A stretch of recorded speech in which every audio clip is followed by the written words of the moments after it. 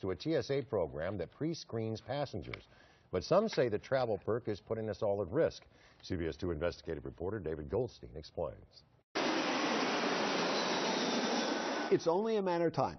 This is Russian roulette. Security expert Phil Little talking about the TSA's decision to allow just about any passenger to go through the pre-check screening line, which is designed for people with approved security clearance.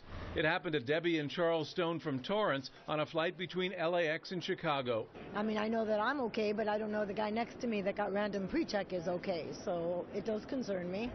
In order to enter the pre-check program, you normally need to be fingerprinted, pass an extensive background check, and pay $85. But we found TSA is randomly selecting passengers who aren't even enrolled just to reduce the wait time. And some passengers aren't happy about it, like Alan Bell from Los Angeles. Yes, I was afraid. Maybe something else should be done about pre-check to secure it. Thousand Oaks resident Felicia Friedland was also chosen when she returned to LAX from New York. I actually thought about that, like, why me? They really don't know me, but they did it for me anyway. Roughly 700,000 people have signed up for TSA's pre-check since it started last December. The lines are shorter. You don't have to remove your shoes, belts, and jackets, and can leave laptops and liquids packed in carry-on bags before being x-rayed. But allowing anyone to pass through, according to Little, creates a system ripe for terrorists.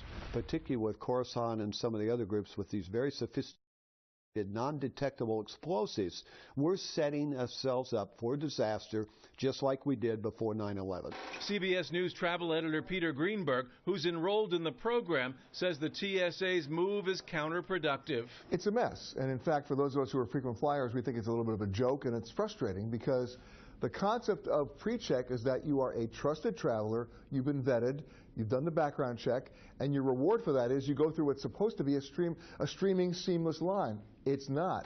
TSA officials refuse to comment on the safety concerns, but they do say they have multiple levels of security at many airports, including here at LAX, where they make an assessment of all passengers before they reach the checkpoints. In a statement, they said, quote, someone wishing to do harm to the transportation system cannot predict with any degree of certainty they'll be randomly selected for expedited screening. We could have a real problem on our hands. Congressman Adam Schiff, a senior member of the House Intelligence Committee, says TSA's decision to allow other passengers in the pre-check line is unacceptable. Well, it certainly does get around the background check in a way that may put us at risk, and that's something that I think we need to really delve into and decide whether this has to be done away with, this process of waving people into the pre-check line. Schiff says he's waiting for a report from Homeland Security before making any final decisions. So for now, TSA continues to randomly select passengers into the pre-check line who've never actually been pre-checked.